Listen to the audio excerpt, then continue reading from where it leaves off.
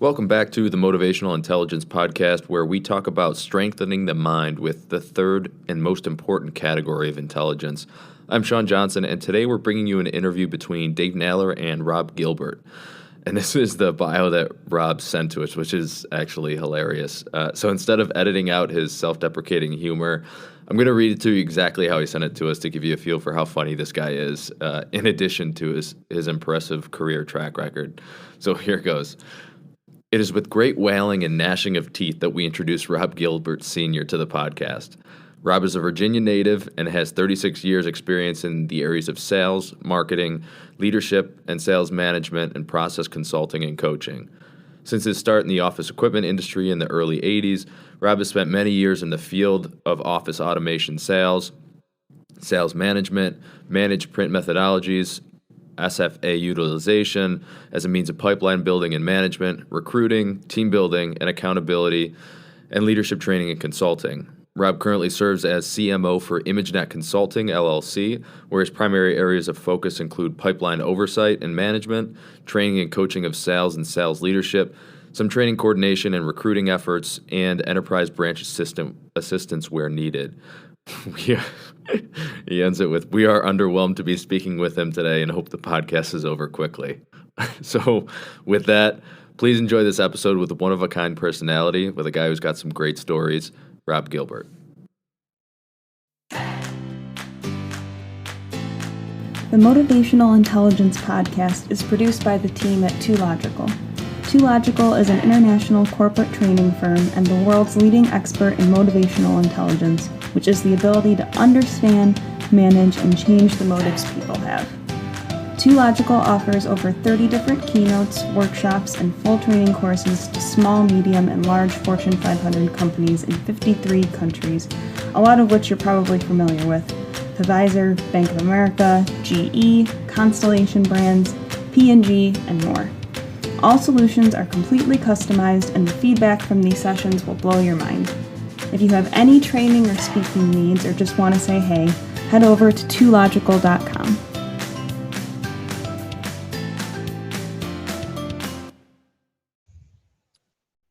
Well, hello, everybody. This is David Naylor with 2Logical, and welcome back to the Motivational Intelligence Podcast. We've got a very, very cool guest today. He's a gentleman I've known now for probably close to 15 years.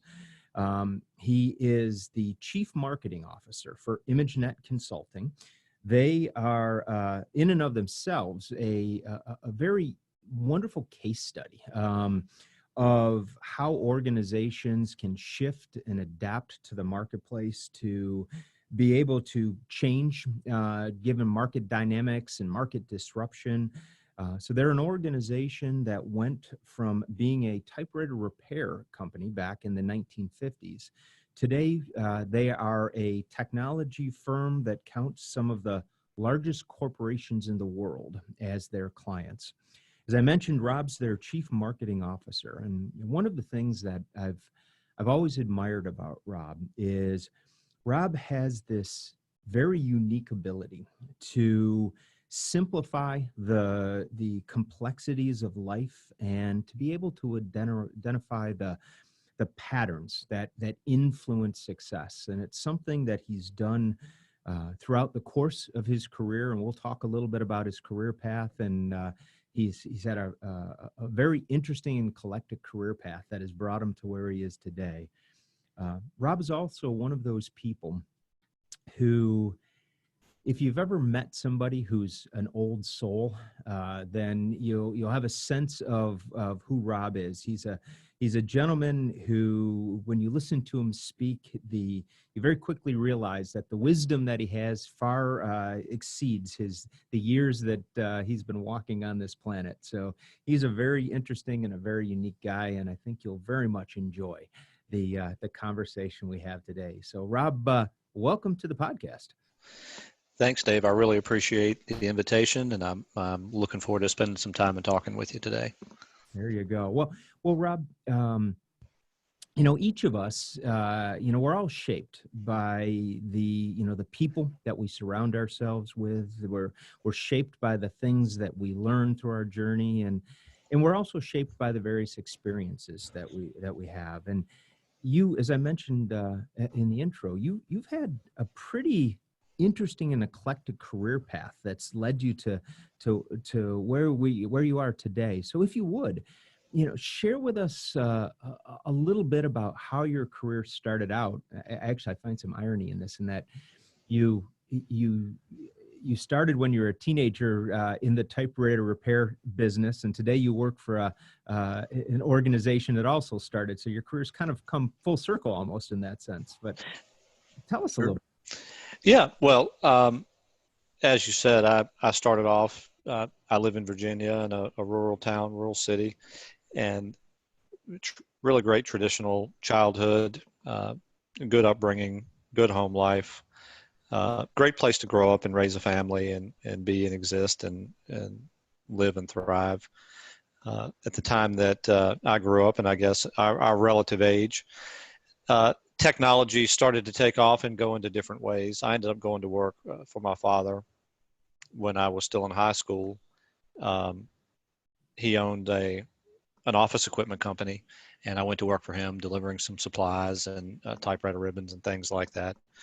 Then through the end of school, started doing some other work for him. I did some service work and some MSR type sales work and that sort of thing. And that was at a time when initially, well, I guess it's almost unbelievable to say out loud now, but at the time then, electronic typewriters were the rage and the fashion, and they were selling for $1,500, $1,600 a piece as fast as you could buy them and sell them. And it's fascinating now the way technology is. Half the people you talk to don't even know what a typewriter even is anymore. But he had a really thriving business doing that, had a number of service technicians that worked for him, and a pretty nice office downtown here in town. And he ended up moving to the Progressive area out in the suburbs of town. Anyway, as technology began to change and copy machines and that sort of thing really were exploding and coming into their own and increasing and enhancing technology and that sort of thing,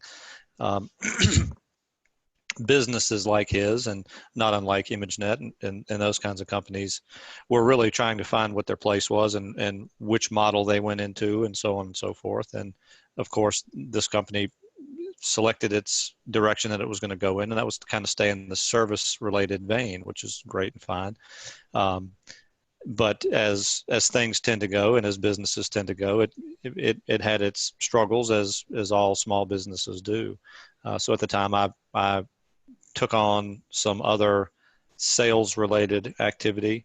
It was always looking for some way to supplement my income and make a little bit more money here and there. So there were other salesy things that I did. And really, ever since I was a kid, even doing, even when I worked for my father part-time, I sold Electrolux vacuum cleaners for a period in time. I got involved with Amway when I was really young, as a lot of young kids do. And then there was a network marketing venture called A.L. Williams, which is an insurance business, which taught you how to buy term insurance and invest the difference between that and other insurance and mutual funds and that sort of thing. And so a lot of those different types of things in sales ventures, I sold baby shoe bronzing back in the days where mothers like to have their children's baby shoes bronzed and held on to forever.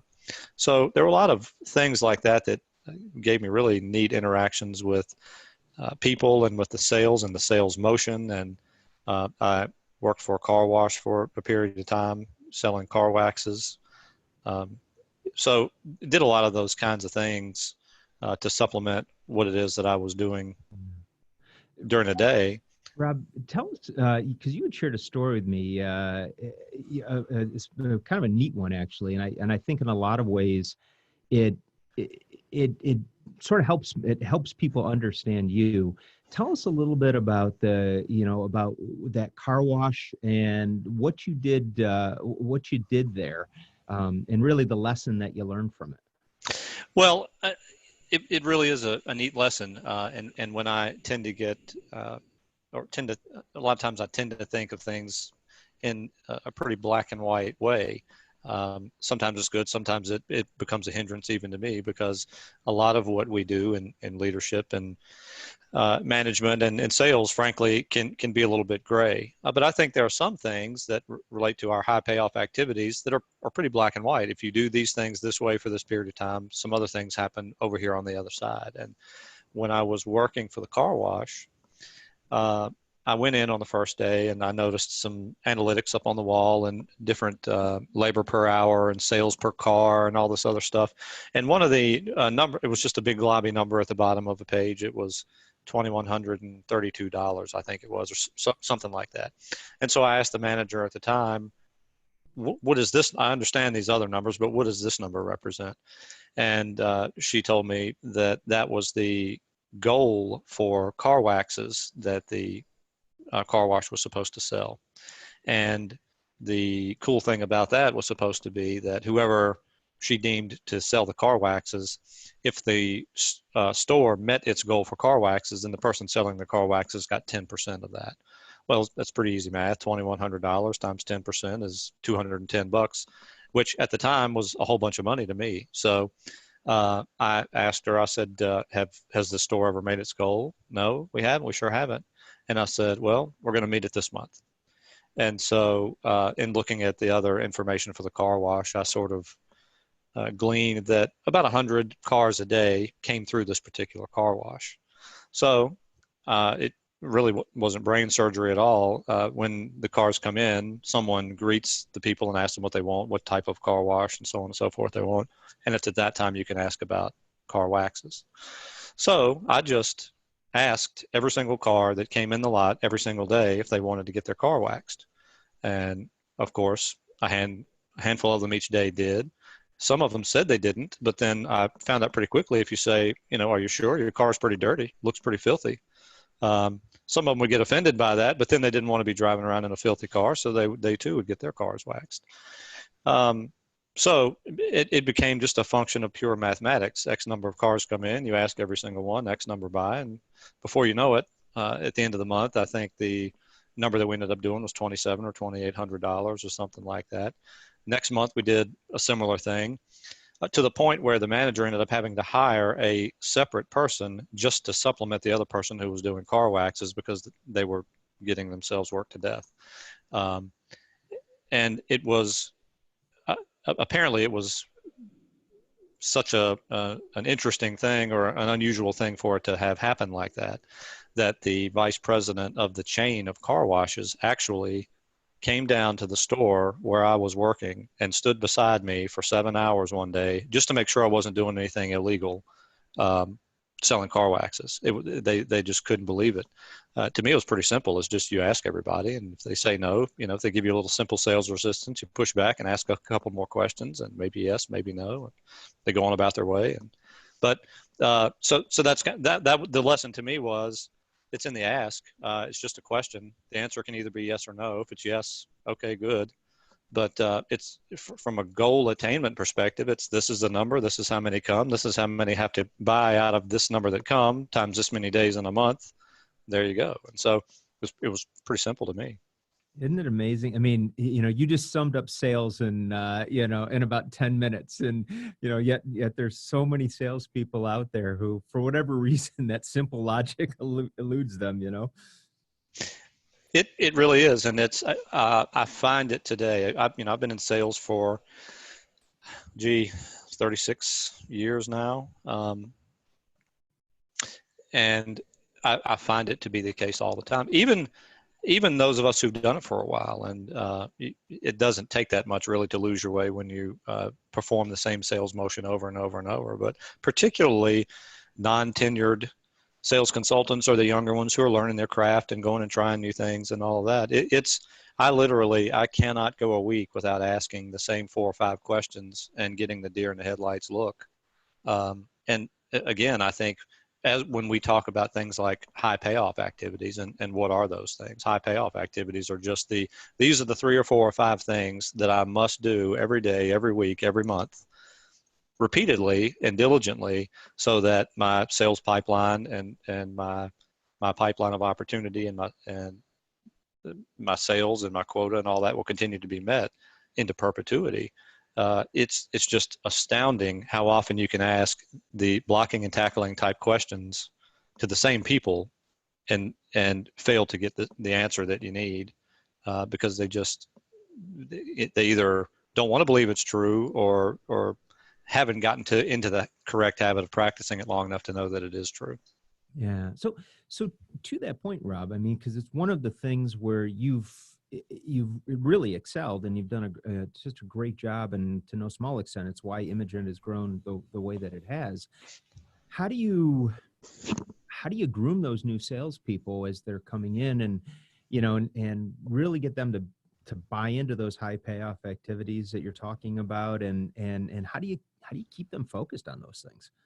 Well, thank you. That's kind of you. I don't in any way presume to think that anything I have to say really is contributory, other than in an ancillary way to our success. There are a lot of people that do a lot of work, a lot of days to make a difference in ImageNet, and we've had good fortune and really good leadership at the top of the company to make us successful. But what I know, just again from a fundamentals perspective, and I said it earlier, and I think you alluded to it. If you say enough things, enough ways to enough people, enough times, somebody's going to buy something sometime, because that's just sales. It doesn't matter whether it's ImageNet or car washes or baby shoe bronzing or whatever it is. That's just the way it is. How do we impart that into new sales consultants? That's a really interesting question. And I'm sure that you deal with it at your level, and in all of the training and teaching that you do, you see it as well as I do. It's a different thing now than it used to be, certainly when I was coming in and coming up in sales. Because when I was coming up in sales, well, first of all, ImageNet has about a 5-month training program. And we teach, it's a total immersion training, and we teach consultants everything they need to know from A to Z about the consultative process, the entirety of the offering that ImageNet provides. And it's a pretty wide offering. I mean, for the first time, I would be pretty excited as a new consultant for ImageNet, because in the old days, solutions companies, companies went from ABC Copier Company to ABC Solutions Company when digital copier started to come out, and they would do things more than just make a copy. They would print and do some scanning and that kind of thing. So all of a sudden we were solution providers. But what solution providing actually meant was, I can provide a solution as long as I can tie a solution to a copier, because I have to tie a copier to a lease so I can get the lease funded so I can get paid. That's what solution provision actually meant. Well, at ImageNet, it doesn't really mean that, because the width of offering is so varied that there are 6 or 7 or 8 or 9 ways you can affect how to increase efficiency and profitability in an office. And it changes the dynamic of the conversation from, how do I turn a solution into me being able to sell you a copier, into, hey, tell me about your business. Tell me what your goals are as a business, and what trouble are you having achieving those goals, and where are the failure points? And we have a bunch of things we can throw at that now to actually solve a problem. So from that perspective, we're fortunate in that through the training program we provide, we avail the salespeople of all of that knowledge to be able to go in and be consultative and ask questions for the first time that are different than the questions that their competitors might be asking. How is that different than the way my generation came into sales? Is vastly different, because as we were talking the other day, my training effectively was, hey, here's your territory list, here's a key, there's the door, have a nice day. And I had to just figure all of that out by myself. And there were some really good sales books back in the day, but of course what you would have to do is read the books and then go apply what you learned in the field, and get kicked around and smacked around and get a bloody nose and figure out what stupid things you were saying and how not to say those things and whatever. So as a result, you learn, I think you learned, at least I did, the sales motion much quicker. It taught me some, from a money-making standpoint, it taught you some skill sets that you needed faster than certainly I think reps learn it today. Because frankly, the way ImageNet approaches the hiring model is, we're going to pay you a salary, we're going to train you, we're going to tell you, go do some stuff. It doesn't matter if it's the right stuff or the wrong stuff. We're paying you to learn your craft. but we expect to achieve a return on our investment in about 18 months. That's a heck of a good place to be from today's standpoint. But to try to answer your question, I'm going the long way around the barn, I feel like. But the how really is immersion training, repetitive coaching on repetition of process and doing the same things the same ways over and over and over again, preaching the same message over an extended period of time. And again, really just showing them through doing. The managers at the branches will sort of help them in some goal setting and attainment, teach them over a period of time how their quota how they get ramped into their quota, how to do particular things. The first part of the sales process is, hey, we need to make some calls. We need to set some appointments. We need to send some emails. And then from that point, they go and make calls. And when they make calls, they will get feedback from that. Using that feedback, they go to the next part in their sales cycle. And we put analytics in place with respect to their pipeline, where we ask that they have multiple times their pipeline in different stages of the sales process. Well, why is that?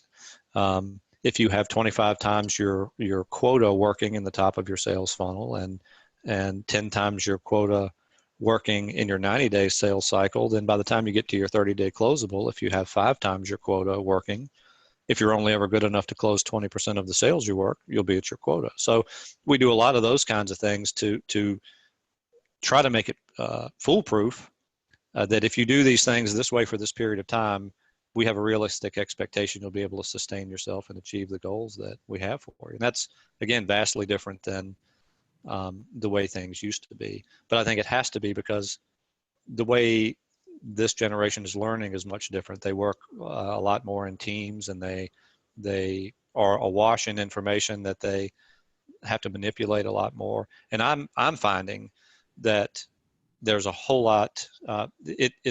They're much more prone to want to have their talk track 100% down before they ever leave the office, because they don't want to get asked a question that they don't seem well versed in answering. And so they want to be a whole lot more educated before they're willing to go out a lot of times and make calls. So that really tends to be I think the biggest thing that we're having to focus on now internally is go do some stuff. Yeah. It doesn't matter if it's the right stuff or the wrong stuff.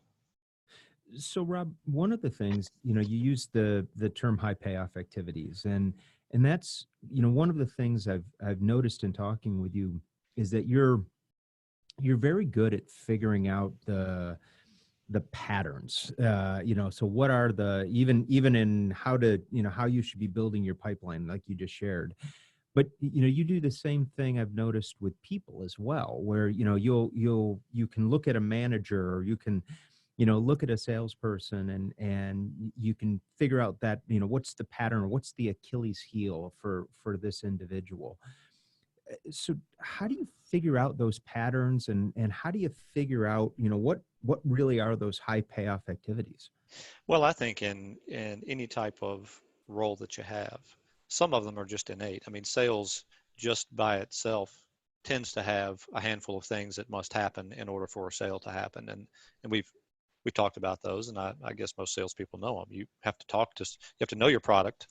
You have to talk to some people about your product. You have to understand if there's a need for the product. If there is a need, then you have to sell the product and close it and deliver it, those sorts of things. And that has to happen. But you also have to know and understand individually and through the product and through the market. And a lot of that is just research driven, where you have to be willing to knuckle down and do a little bit of homework. How, in the old days, the measurement was, you could almost ask any salesman, and I've given the answer too. So I know it's the truth. What's your close rate? Oh, about 75%. And that makes us feel good as salespeople, because we like to think that we close 3/4 of the stuff that we're working on. But the truth of the matter is that really shouldn't be the case, because if we close 75% of what we're working on, we're really not working on enough stuff. Mm-hmm. Because again, if my quota is $10,000 a month, one of the things that I run into all the time when I sit in on forecasting meetings and all that kind of stuff today is salespeople either come in with less than or equal to their quota, which is, I mean, that's devastating on its face, because that means a couple things usually. A, you're not going to be at your quota, because that forces you to have to close everything you're working on all the time. And let's face it, that's not the way sales works. The other thing that ends up happening is you become emotionally invested in your own sales process, because I have to have all of these deals to get to my quota. But again, that's just a byproduct of knowing yourself and knowing how you work and how you close what you work, to be able to back into. I jokingly tell people all the time, I think this whole world is made up of sales and math, and you can back into most any of those numbers by that. So in identifying that, again, I think if you're in an industry and work in a type of industry or type of business long enough, and if you lead and work with people long enough, I think you can draw some conclusions about what things, generally speaking, a manager needs to do, what things, generally speaking, a salesperson needs to do. So those are some generalities in terms of what I or you or whoever might think. I think if we do these things this way, this will work. Within that, then you just have to spend some time and understand who it is you're working with, because there was a period in time for me that of course, I thought the way that I managed and led was the way to be managed and led, because that's the way I was managed and led. It took me getting some really good training, Dave, to learn that that's not the way it works, So yes, there are a few key things that all of us probably know need to be the right things, but then within that, it's up to understanding the individual, and there might be 5 ways for that individual to still get to the same place, and that has to be okay, because sometimes we hear things differently and we process differently and we use feedback differently.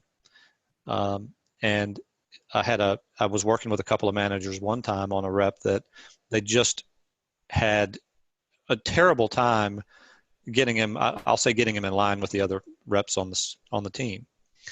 And the kid was an extremely hard worker. His process was just way different. He just approached the sales cycle very differently. And they had just thrown their hands up.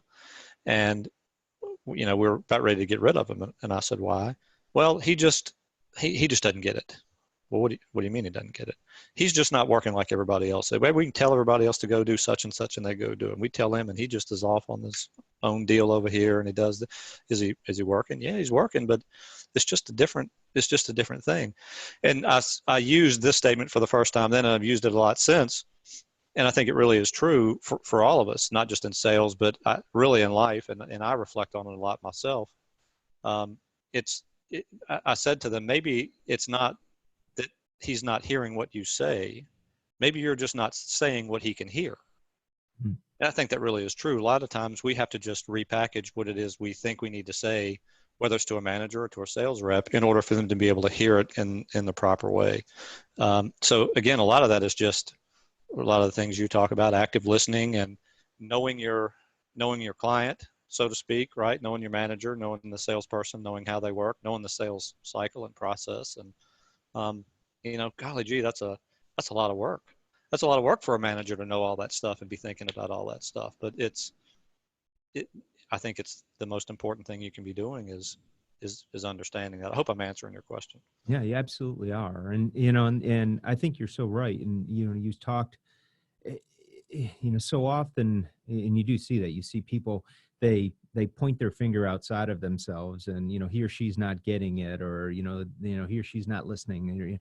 But so rarely do people ever point the finger back at themselves and say, well, maybe it's me. Maybe I'm not communicating it the right way. Maybe I'm not saying it in a way that, they're able to hear me right now. And yet really that's the root of all change right there, is being able to, turn that mirror around so it's facing you rather than facing outward, and saying, well, how can I affect the change that I see needs to be made? Yeah, I think you're so right. And it's, I think it's probably one of the hardest things to do in the field of sales, because in order to attain a measure of success, generally speaking, I wouldn't put everyone in this category, but I will put a pretty fair number of reasonably to highly successful salespeople in this category, we're all type A, hard drive, hard charge, high energy type people. And in order to get there and stay there, you have to have a level of arrogance a little bit, and self-assuredness, and wherewithal to be able to continue to do that, because it's a hard thing to do, day in, day out, week in, week out, year in, year out, to sustain that and drive toward bigger and loftier goals, assuming that you have them set. And I think that's probably one of the hardest things as you move from sales into leadership. That dynamic, in order for you to truly be successful, has to be totally turned on its face, because you go from getting all the credit and glory, really truly, if you're doing your job well enough, to getting none of it anymore. Right. Because it needs to go someplace else.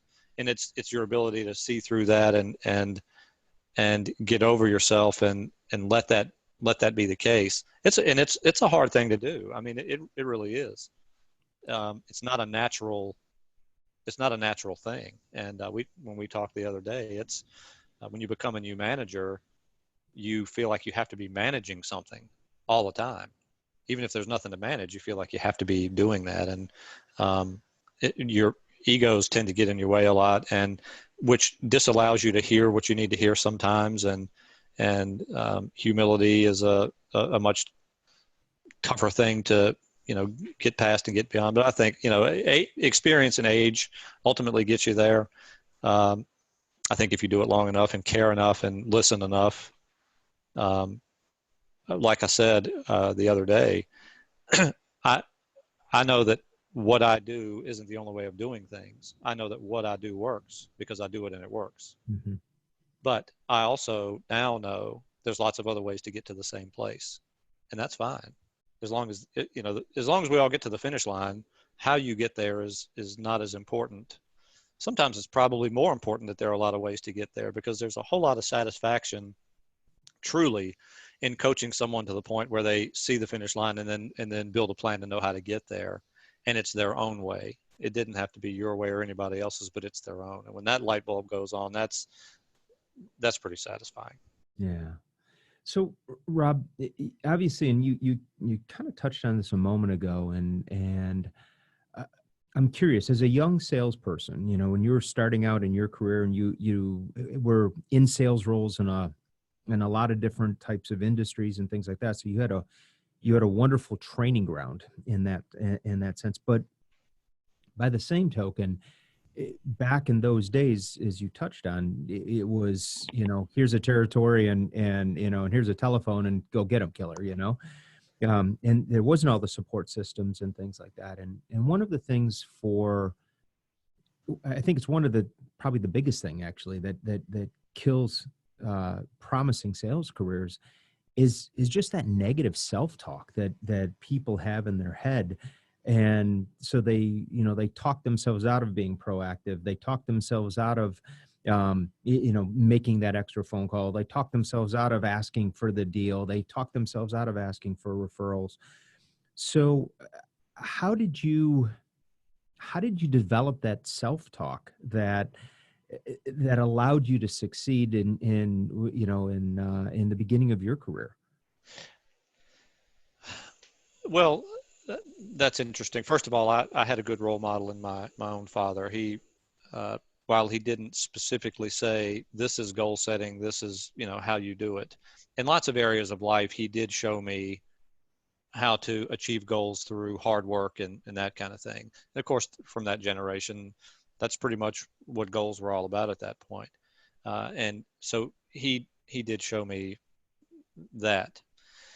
But in terms of how I arrived at that myself, a lot of it, again, is trial and error. A lot of it has to do with partially, I think, how I'm wired. And I think I've talked about this before. I've always been just sort of pre-wired to set goals for tasks and stuff that I have to do, just in order to keep myself on track to get them done. And if I set a goal, and I think I've used the example before of if I have a truckload of firewood that I want to unload, I'll look at it and say, okay, I think I can get this unloaded and in the shed in 10 arm loads. So that then becomes my goal. But then I'll set a stretch goal to make sure that I meet my goal and say, well, but really I'd like to do it in 8. So then I've set a stretch goal to make sure that I meet my goal. But then I usually will take it a step further and go, but I'd really, really like to do it in 7, which is, I mean, that's kind of sick. And it puts you under a lot of pressure, but you get to the goal either way. That makes me get to my stretch goal. And that's why, sometimes I will delay setting goals because I know I wear myself out so much when I set them that's what I end up doing to myself. But I think, again, that comes along with, I've always been a pretty heavy reader, and I know in your leadership training and in my own walk in life, and I probably wear people out with it at work all the time, but I read quotes of famous people and things like that have just always kept me on track. And one that I used to live by when I was first starting out was in a book that I read when I was 12 or 13, and it said, "The heights by great men reached and kept were not attained by sudden flight, but they, while their companions slept, were toiling upward in the night." And I would always have that around or chant it to myself or whatever. And not too long after that, and I've recited this one forever and recited it to my son many times when he was growing up. A book in an old English book of poetry, a quote in an old English book of poetry that I had said, "The whole world will turn aside to let any man pass who knows where he's going." And I thought, that's really interesting.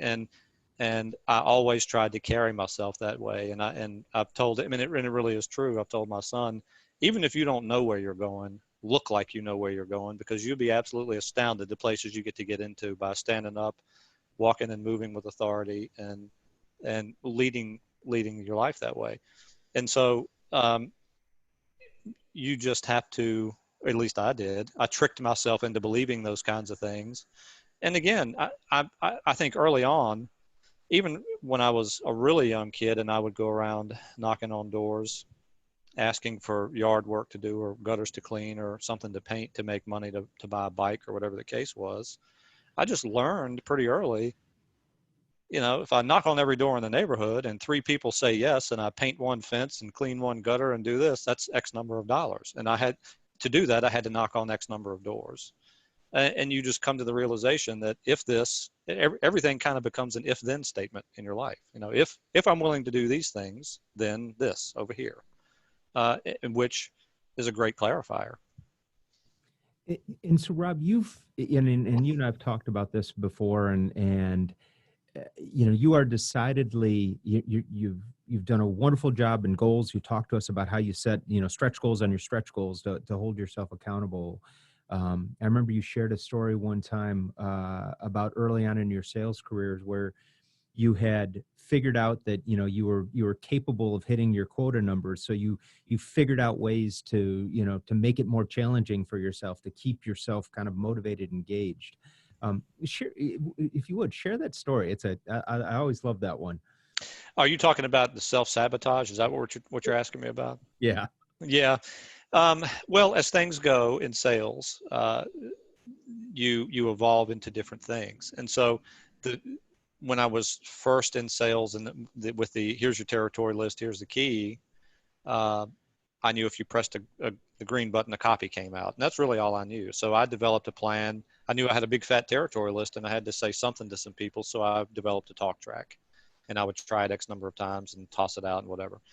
Well, then from that, I literally in my first 6 months made a whole bunch of money, not knowing what I was doing, which was also a lesson, because what it allowed me to do is free myself up to be creative enough to try things and not have a fixed position in what it is I wanted to say, which I thought was pretty instructive. Well, so I had some pretty good success early, and I carried my first commission check in my portfolio for about 6 months because it was, at the time, so big.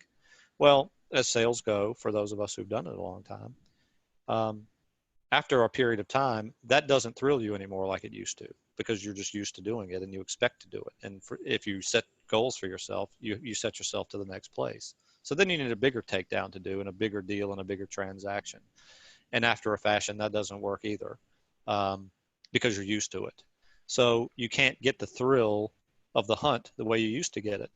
And the way that I chose to do it, I'm embarrassed to say, but again, it's instructive, was the only way that I found to be able to get that same thrill was to sabotage myself and allow myself to get behind. And this, I don't mean for this to come across like it probably will. I knew at that point in time, I knew that I was good enough at my craft to be able to catch up by the end of the month, because I knew I had a pretty good pipeline, always did. I always knew how to manage it, and I was pretty good at what I did. So I knew I could kind of fall behind and then rush the gates at the end of the month, and that would give me that thrill of catching up, because I knew I was good enough to pull the fat out of the fire at the 11th hour. So I did that for a while, and I had a particular month where I came into the office, and it was the 22nd of the month, and I had been having a pretty great time. I'd been taking clients out to lunch, and I played golf a few times, and was calling on existing customers, letting them tell me how wonderful I was and all of that. And it was great. But I came into the office one morning on the 22nd, and it was quiet. I sat down at my desk, and I looked around, and I had absolutely nothing to close, nothing to do, nothing to sell, nothing to close. And it was kind of a holy crap moment. So I made a few telephone calls. I ended up selling a $35,000 duplicator deal and getting to my quota and all that, and it was good. But I remember going home and saying, that night, I'm never doing that again. I mean, even for me, that's too close. I need to get a thrill some different kind of way. So, so that's the story on that. And that eventually, that sort of behavior is what led me to figure out what is it that makes me happy and excited. From that point, I moved on to actually cultivating a relationship with a customer and really solving some other deeper level problem in an organization. And then from there, of course, as things tend to go, and for some of us, I was lucky enough to work with some younger salespeople and start to kind of train them and coach them on what it is that we do, what salespeople do, and found that to be really fascinating. And that sort of migrated me into the leadership side of my career. Yeah. So, Rob, we all hear that, people should set goals. It's something that's preached to us from the time that we're young. And yet if you follow the statistics that so often get reported, it's a tiny fraction of the population that will actually set goals for themselves or commit them to writing. And so how do you help when you have young people coming into the industry who've, you've got career goals or you've got, the goals that they need to set in order to hit their sales numbers and things. But have you figured out a strategy? How do you help them to become more goal directed, just in their life in general, so that there's more of a correlation between, if I do this, I can achieve that? Because, that was something you talked about from when you were a young boy. You wanted a new bike or you wanted this and that. And that's what really drove the activity. As we talk about, it's always in the want to that people discover the how to. Right. So how do you help people with that? Well, I think a lot of that comes with time and practice, and like a lot of other things, doing some things wrong. It did for me. I know what works for me in terms of setting goals, because I know what I respond to achieve them. Therefore, and like a lot of us in sales who let's say you become a manager and then you want to have a sales contest to spur your people on. And this just happens all the time. And honestly, I never really thought about it until after we had met and I got a little deeper level understanding of some of these kinds of things too. But you have a sales contest, you have 10 people on your sales team, and 5 of them are the same 5 who always compete and the same 5 who always win. And your takeaway from that early is, well, these 5 people are the only people that care, and they're the only 5 good salespeople I have. That's not true. They're just the only ones that care about that contest that way, that are motivated by that particular criteria you put in place. And different people are motivated differently. Same thing. One instructive lesson that I learned was, my son was 14 years old before I understood one of the ways to motivate him. It used to be a total fist fight. Son, clean your room. Clean your room, or you can't go out, or clean your room, or you can't play your Xbox, or whatever the deal was. And the room never got clean. And one day when he was 14, I said, "Hey, son, it's 3:25. It's 6:30. I want to come upstairs and I want your room clean." I walked upstairs at 6:31, looked in his room, and it was clean. And it took me 14 years of his life in order to understand timeline goals for him are important to help him set goals, because that's what he responds to. Mm-hmm. I felt like a failure as a father that it took me 14 years to figure it out, but I did figure it out. But what that also taught me is, again, different people respond to different things different ways. And I think we do a pretty poor job a lot of times in sales of we attach a quota to a sales rep, and so therefore that's the money we think they want to make. And we don't even ask them a lot of times, because that's the quota we need them to have in order for the branch to meet its quota, in order for me to make the money that I want to make. So therefore, that's your goal. Well, that's not their goal.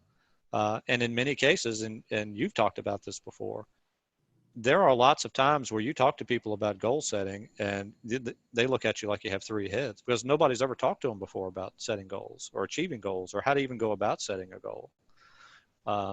And so again, one of the things I've found to be the most useful and helpful is really a three-pronged attack. Help them set some sort of short-term goal that is really simple and really short and really achievable. Now, again, to get that, it's not really as simple as, what are your goals? Because I remember that from when my manager used to ask me, because I always felt like my manager never had the right to ask me what my goals were, because I knew they really didn't care about my goals. They just cared about their goals. And I felt that way, and I carried a grudge about it every time one of them asked me. So logic tells me that it's possible that other people feel that same way. But a lot of times, if you ask people what their goals are, I don't know. Well, it isn't that they don't know. It's just they don't want to give you an answer that they might think you think is stupid. So they just won't answer you. And sadly, in a lot of cases, managers won't push that. But again, that comes with the territory of management and leadership and trying to get to what the information you really need to get to. You might have to ask twice. You might have to ask 5 times. You might have to ask them 10 times. And you might have to, tell them, okay, if you don't know how, or if you've never done it, that's fine. Let's figure it out together. What do you want? What is it that you want? Let's talk about it. And it may be something as simple as, Joe salesperson saw a $100 pocket knife at the hardware store that they'd like to have, but they really can't justify an extra $100 for it. So, okay, what kind of sale do you have to make $100? I have to do this. Okay, great. How many calls do you think have to happen in order for you to get a couple of meetings to sell this knife? Whatever. When do you want to have your knife, Joe? It's, today's January 31st. When do you want your knife? I'd like to have it by the end of March. All right, March 31st, 2020, Joe wants a $100 pocket knife. And from that point backward, you build what has to happen every day, every week between now and then for Joe to have his knife. Well, at the end of that time, if you do those things, and if what you've said is right and true, Joe has a new knife, and Joe understands, hey, if I do these things, we get back to the if-then statement. If this happens down here. And that's what I've found to be the most useful and effective. But it's not easy a lot of times. Sometimes it is easy because you have, again, half of your team who's going to want to tell you that because that's how they're motivated anyway. But it's the other half who can probably bear the most fruit for you if you can take the time to understand it. Yeah. No, that's such a great way of putting it too. And you do see so often, and I love how you said that, the managers will ask those questions, what do you want to achieve, or how much do you want to earn, or those types of things. But inherently the rep gets the sense that they're only asking this of me because, because somebody told them to, they're not because they really sincerely care about, me achieving that. And then of course the manager's actions totally back that up, because they take whatever that information is, they stick it in a manila folder, and they never talk to the rep about it again. So it just reinforces. They do. Or the other thing they'll do is they'll use it as a bludgeon Mm-hmm. to have the rep achieve whatever goal they've already determined that's the goal the rep needs to have. Right. Right. So, Rob, you've talked a little bit about sales and how you're helping salespeople, both really master their craft and figuring out what it is that motivates them, or helping them to become a bit more goal directed. Talk to us a little bit about the leadership side, because so much of a sales rep's success is going to come down to the success of the man or woman who's managing and leading them, and and that in many cases is a huge weakness in organizations. And as we all know, that employees quit on managers, not on organizations. So how do you help those managers, those leaders, to build their game? And what are some of the pitfalls that you see, or mistakes that they commonly make? I think probably the biggest thing that I help them battle currently is, I think the same thing that we just talked about applies at the manager level too, because while they're on a macro level to the micro level that the sales rep has to care about. The sales rep just has to care about their own life, their own quota and their own deal, and that's it. A sales manager has to care about the sum total of all of that in order to be effective, while at the same time giving these people all the credit and kind of taking none. The GM at the branch level has to care about all of that stuff too, and the sales manager's health and well-being, and the service manager in the warehouse, and all that other stuff. So again, I think understanding what it is that drives them, their personality type and their communication style is hugely important, and how they process information, how they work and deal with people, and again, what their goals are for their branch, for their own lives and well-being. You have to understand that just in the same way that you understand it from a sales rep level. The biggest pitfalls that I think tend to repeat themselves at that level, and I articulate it pretty much the same way that I would at the rep level. At the rep level, we kind of have to look at, three things. Do you have the sales? If you don't have the sales, do you have enough opportunities to be able to make the sales? If you don't have enough opportunities, are you performing enough activity to have enough opportunities to have enough sales? Which again, get back to my high payoffs. I mean, those are the things that have to happen all the time. From a leadership standpoint, again, the way that I generally will articulate it is, your pipeline as a manager and a leader is people. The rep's pipeline is numbers and deals and gross profit and all that. Your pipeline is people. Almost unfailingly, I'm not speaking of just ImageNet, but just companies in general and just leadership and managers in general. There's a lot to say grace over every day and a lot to do. And generally we come in and we fall into the trench, and by 9 o'clock we're duking it out. And when my bullpen is full, generally speaking, my bullpen is full, and I've got good people, and I love them, and I'm working with them, and we're doing the deal, and I'm pushing them really hard, and we work together all day and all week and all that. And I'm not proactively filling my pipeline with the potential for new people. So because I don't do that, what happens? The same thing that happens at the sales rep level, which is, what am I doing when I don't do that? I'm becoming too emotionally engaged in my process. And I don't necessarily mean that in a bad way, because it's unavoidable, really, without being a complete creep, to not be emotionally invested in your people. So as a manager and a leader, you have to be. But by the same token, we end up being held hostage a lot of times, because we are not prepared, because we become so emotionally invested. We aren't prepared to see reality sometimes. We end up creating a little bit of an alternate reality because we're convinced that everything is great.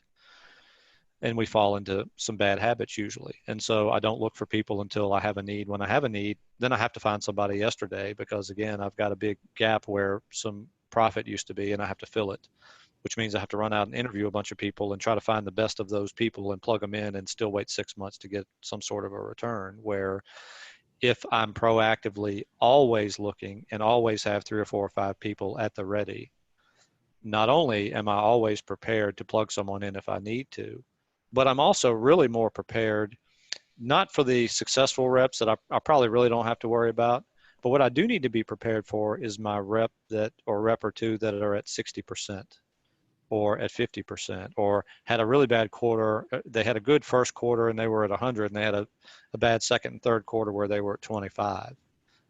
It may occasion me to coach them in a different way than I would have to if I didn't have 4 or 5 people to replace them with, because I'm not held hostage by, I really need to pull this person up because I don't have someone to replace them. So that's the biggest pitfall that I see on a pretty regular basis, is managers, generally speaking, just don't stay prepared and stay ready. Because of that, we end up too emotionally invested in our people. And I'm not saying too emotionally invested, again, I'm not trying to give it a negative connotation, but we tend to overcorrect and oversteer that way because we're just not we're not giving ourselves the luxury of being objective and objectively looking at our sales force like we should all the time.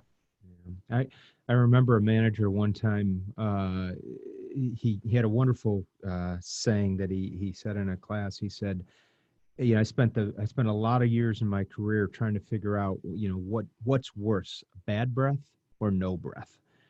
And he said, because I had a lot of reps who had bad breath that I held on to for a long time before I realized that I'm better off letting go of the bad breath and having no breath and finding someone to come in and fill that spot rather than holding on to a bad hire. That is so true.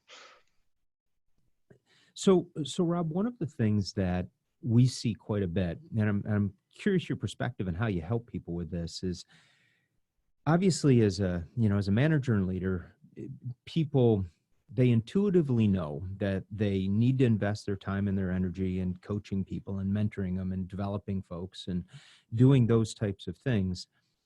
But invariably they come back and they use that excuse that, I know I need to be doing it, but I just don't have time, and when you kind of peel that back, you find out that they're spending a lot of time just reactively fighting fires and fixing problems and just getting caught up in the urgent things of the day, but really missing out on the big picture of what is the most important thing they're doing. So how do you help those managers to break away from that reactive firefighting and really getting them to invest more of their time and energy in the coaching and mentoring side? Well, not unlike the sales rep side, it's bringing them back to, again, what are your high payoff activities that really must happen? Because the truth of the matter is, one way or another, at the beginning or at the middle or at the end, you're going to spend the time somewhere. You're fooling yourself into thinking that you aren't. And it's probably going to have to be disproportionate if you don't go ahead and do it the right way. Why don't they do it in most cases? I think truthfully, and you tell me what you think, but it's hard. It's a lot harder to do that. Why don't we, why reflectively, instinctively, why don't we choose to spend our time with the trouble reps who aren't selling and jump in the field with them and go on calls with them instead of going and riding with the reps who are at their quota all the time and are selling stuff all the time? Why do we choose as managers to go with those people instead of the ones who aren't successful? Because it feels better to go ride with people who are successful. Right. It's hard work to coach and train and pull and it's just a lot harder. And while it's the right thing to do, it's totally counterintuitive to always ride with the successful people. It's demotivating to ride with somebody who's not learning. And, ultimately that becomes a reflection on me as a manager that they're not picking up what I'm putting down. And it's just kind of a drag and a drain. But I think what's the best combat for that is, okay, again, from your Mr. Sales Manager or GM or whatever the case is, what is it that you have to say grace over every day that has to happen? What are your times? I think a lot of times as we talk about the difference between management and leadership, right? 30%, the good mix is 30% management, 70% leadership. I think that becomes the rub a lot of times. Managers really think they're doing the right job by either functionally managing, because it's, I've been a salesman a mighty long time myself before I became a manager, and it's easier for me to just go do this deal than in 1 hour I can go close the deal rather than spending 5 hours teaching him how to go close the deal. And so I close deals all day, and then I sit and do paperwork all the time, and I'm disproportionate that way. And I find that to be the case a lot of times. And so the time continuum gets messed up, and they're managing more than they're leading, and they're a lot more functional because it's faster and that sort of thing. But what you just have to do is bring them back to what's our ultimate goal here? What's really gets accomplished by you doing everything? The only thing that really gets accomplished is you are buying yourself the luxury of continuing to have to do everything. Mm-hmm. And guess what? You can't do everything, because if you could, if you can do everything, just fire everybody and do it yourself. You can't do it. And one of the exercises that I typically find at the rep level and also at the manager level is, and it really sounds stupid, but it works. And that is, hey, Susan, whenever you set a meeting with a customer, how many of those meetings do you miss? And of course, the answer I usually get back is, well, I never miss any. Okay, well, do you also know that you are your own customer? In the areas of your high payoff activities for what you do as a manager for the company, as a manager for the sales team, you have things that you have to do in order to ensure your success. Do you agree with that? Yes. Well, then that time is just as important for you as time you set with another customer, because you are your own customer. So my suggestion for you is this period of time every day, or whatever regimentation you pick, you set a calendar, an appointment in your calendar for you. And then that way you won't miss it. This is your time to do this particular high payoff activity. Whether it's reflection on these 3 people in your sales team's goals and where do they stand against that, and what's your next action item there, and make sure you have a next action item. Or it's planning time for what are my next 3 things I need to teach in my sales meetings on Monday morning, or whatever it is. Mm-hmm. Those things that have to happen, you need to schedule time to make sure that they're done and not push them off till some other point in time. So little exercises like that, again, just bringing them back to identification of and articulation of, this is where I need to spend my time. And I will buy myself more time by teaching this person what to do, so that I don't have to go do it every time, and things like that. Did I answer your question? Yeah. It's interesting. You actually reminded me of something too, that I remember one time, I don't know, this was, I don't know, maybe 15 or 20 years ago, maybe even more. I was having a conversation with a lady, Jeannie Olson, who at the time was one of the top realtors in Rochester. And we were trying to set up a next appointment. And I remember she came back and she said, "Oh, I can't do it that day." She goes, "That's my disappear day." And I kind of looked at her and I was like, "A disappear day? What are you talking about?" She goes, what I started to do, she goes, years ago, I discovered that I was kind of getting swallowed up in just the craziness of everything that was going on. And I wasn't spending enough time really focusing on me and focusing on my business and focusing on, moving strategically versus moving reactively. So she said, what I started to do is, she goes, I'd block an hour in my calendar, every week. And then I'd, use that time to reflect and to think. And ultimately, she said, it turned out to be the most valuable hour in my week. And she said, so then she started thinking that, well, if an hour is good, then 2 hours would be better, And she goes, ultimately, I got to the point where now what I do is one day every month, she said, is my disappear day. And she said, that's my planning. It's my strategizing. It's my reflection day. It's the time when I sit down and I really look at what's working, what's not working, what adjustments do I need to be making. And I remember I was kind of taken back. I go, there's really some genius in that. She goes, yeah. She goes, and what I do is, she goes, I go to the library. She goes, because no one ever thinks to look for me in the library. And I really, I was impressed by that. And then, I don't know, it was probably 6 months after that or something. I remember seeing an interview with Bill Gates, and he was talking about how he does a disappear week every month, and and that would be his time for reading and reflection and all of those things. And at the time, I think he was worth about 50 billion or something. And I remember thinking to myself, I wonder if it's being worth 50 billion that buys you a disappear week every month, or if that's what gets you to 50 billion. It's a good question. But I think you're absolutely right, Rob. Blocking the time out, protecting it, and then really using that to be strategic.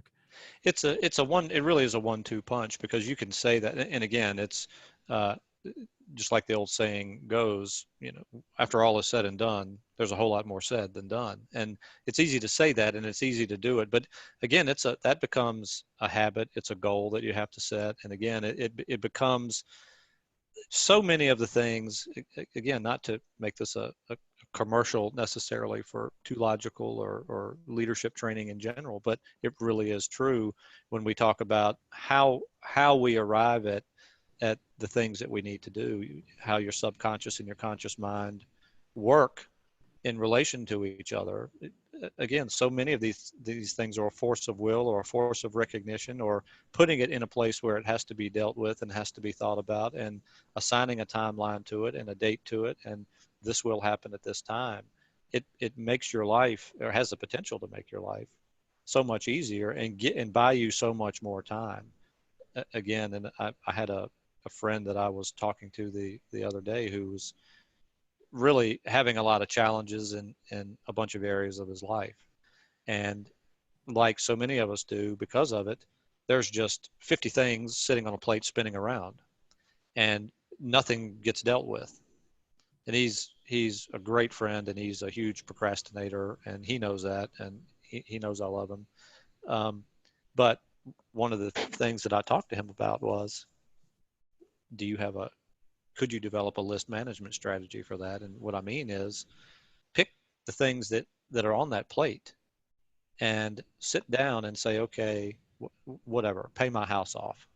I'm going to think about paying my house off Tuesday morning from 9 to 9:15. And then at 9:15, stop thinking about it. And at 9:16, it's going to be college fund for my child, or whatever the case might be, 9:15 to 9:30.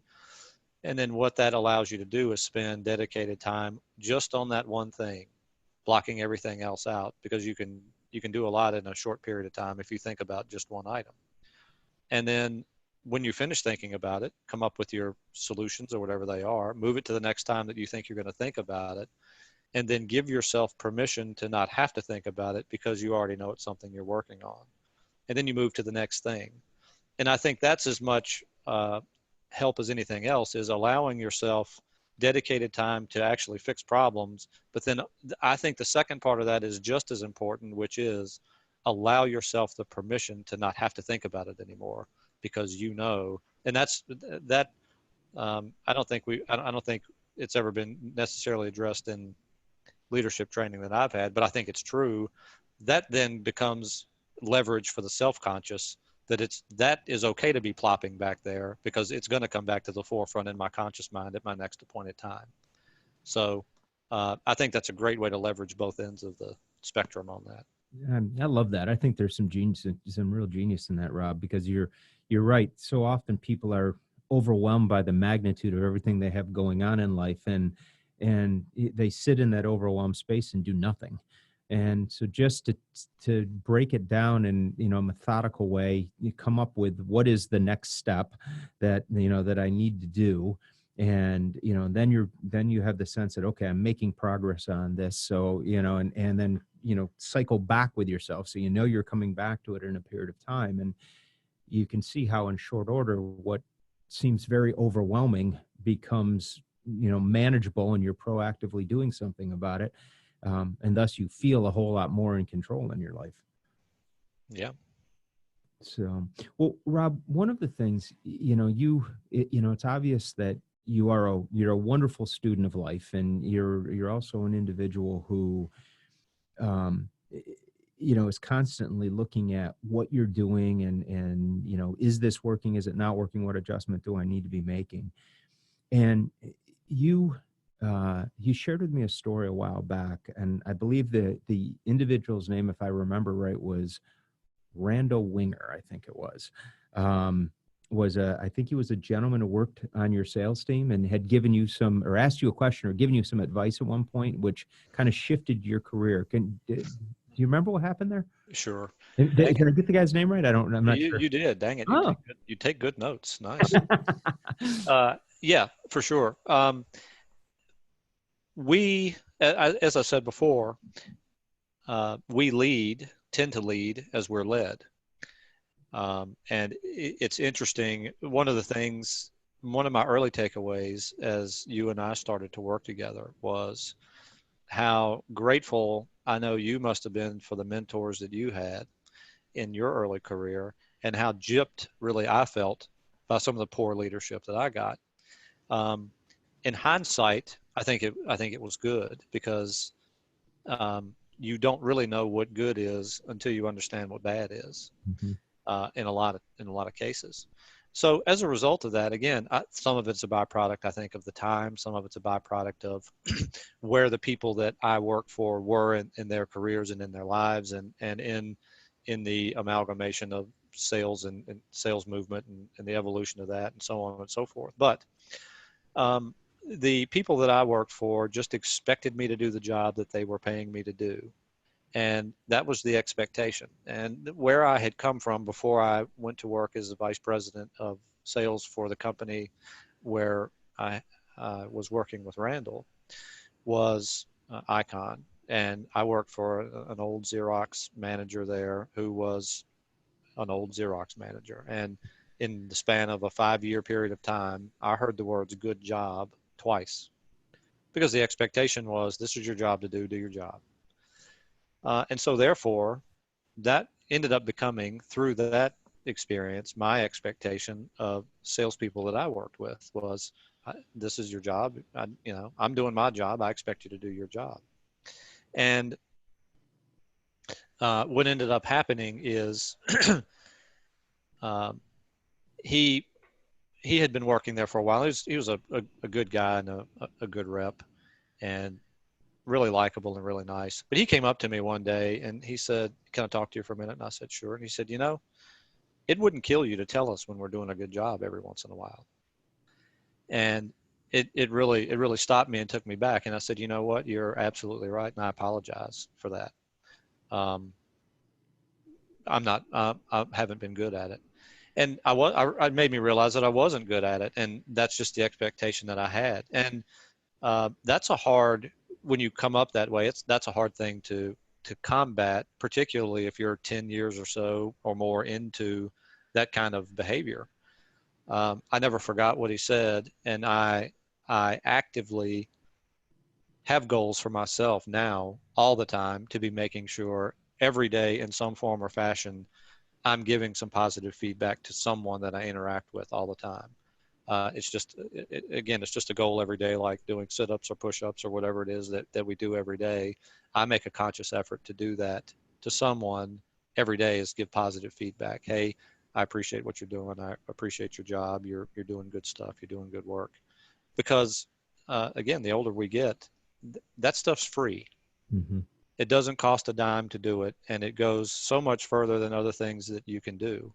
And even if it's not necessarily 100% true all the time, even if what they've done is retarded, but it was well intentioned, then I think it bears being said. I talked about quotes that kind of drive us and move us, and if you don't mind, I'll tell you another one that continues to drive me now as I work with managers in a company, more so than salespeople, but I work with salespeople a lot. But I read a lot of Alexander Pope, who was a poet in the 1600s and early 1700s, and in one of his essay on criticism, he wrote, "Be silent always when you doubt your sense, and speak, though you're sure, with seeming diffidence. some positive, persisting fops we know, who, if once wrong, will needs always be so. But you, with pleasure, own your errors past, and make each day a critique on the last. It's not enough that your counsel still be true. Blunt truths more mischief than nice falsehoods do. Men must be taught as if you taught them not, and things unknown proposed as things forgot. And I recite that to myself several times a week with the folks that I deal with. You know, I've mentioned before, I tend, or not as much as I used to, but I used to tend to see things much more black and white than I do now.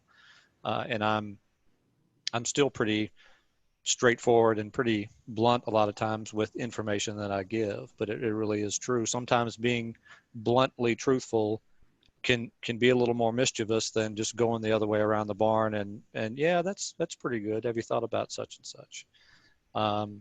And I'm continuing to find, and it's fascinating in working with people and working with leaders, because again, with egos and the other things that come along with what it is that we do, and people's own struggle to work with their people. Men must be taught as if you taught them not, and things unknown proposed as things forgot. It's just so much easier to work with them in a way that sort of says, no, it's not that you didn't know what we're talking about. You just forgot that you did know it. Yeah. It makes it a much more pleasurable coaching session a lot of times. There you go. Well, Rob, once again, the wisdom comes out. I have to say, my friend, it has been an absolute honor getting to share the time with you today, and I thank you so much for all that you've shared and the wisdom, and I think this is the first time we've actually had somebody recite poetry on the podcast too. So you achieved a milestone on that one as well. Well, great. I guess that's great. That is great. So, all right, Rob. Well, thank you so much, my friend, and you have yourself a wonderful weekend, and I can't wait till we get to share this with the rest of the world. Thanks, Rob. Thank you so much, Dave. I really appreciate the invitation.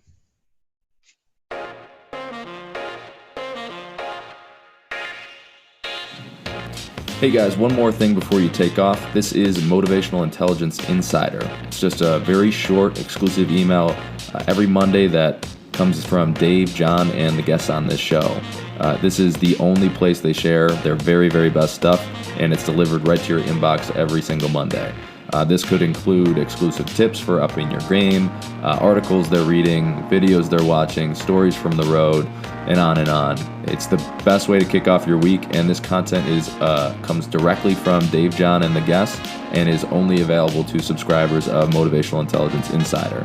So if you want these guys and gals to email you their best stuff, go to 2logical.com/insider. That's the number 2logical.com/insider, and drop in your email. And if you do, I hope you enjoy.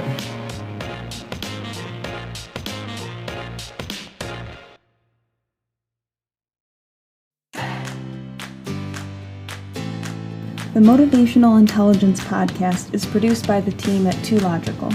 2Logical is an international corporate training firm and the world's leading expert in motivational intelligence, which is the ability to understand, manage, and change the motives people have. 2Logical offers over 30 different keynotes, workshops, and full training courses to small, medium, and large Fortune 500 companies in 53 countries, a lot of which you're probably familiar with: Pfizer, Bank of America, GE, Constellation Brands, P&G, and more. All solutions are completely customized, and the feedback from these sessions will blow your mind.